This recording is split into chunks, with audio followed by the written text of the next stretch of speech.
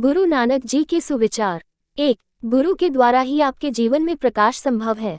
गुरु उपकारक है, पूर्ण शांति उनमें निहित है। गुरु ही तीनों लोकों में उजाला करने वाला प्रकाश पुंज है और सच्चा शिष्य ही ज्ञान और शांति प्राप्त करता है।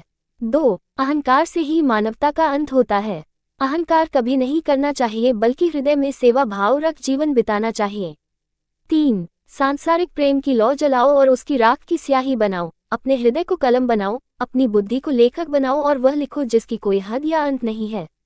4. ईश्वर की सीमाएं और हदें संपूर्ण मानव जाति की सोच से परे हैं। 5. सत्य को जानना हर चीज से बड़ा है और उससे भी बड़ा है सच्चाई के साथ जीना। 6. जब आप किसी की मदद करते हैं तो ईश्वर आपकी मदद करता है।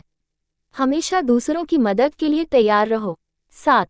मैं न बच्चा हूँ, न जवान, न प्राचीन और न ही मैं किसी जाति का हूँ। 8. अपने जीवन में कभी ये न सोचे कि यह असंभव है। 9. कर्म भूमि पर फल पाने के लिए कर्म सबको करना पड़ता है। ईश्वर तो सिर्फ लकीरें देते हैं, पर रंग उनमें हमको भरना पड़ता है। 10. ईश्वर की हजारों आंखें हैं और फिर भी एक भी आंख नहीं। ईश्वर के हजारों रूप हैं और फिर भी निराकार हैं। 11. आप जो भी बीज बोएंगे उसका फल आपको देर सबेर जरूर मिलेगा। 12. जब शरीर मैला हो जाता है तो हम पानी से उसे साफ कर लेते हैं।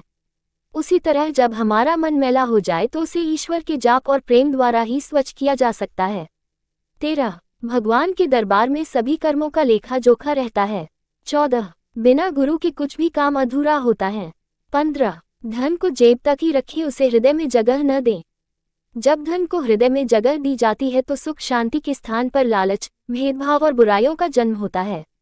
16. धन के भंडार से परिपूर्ण प्रभुत्व वाले सम्राटों की तुलना में वो चींटी महान है जिसके मन में ईश्वर का निवास है।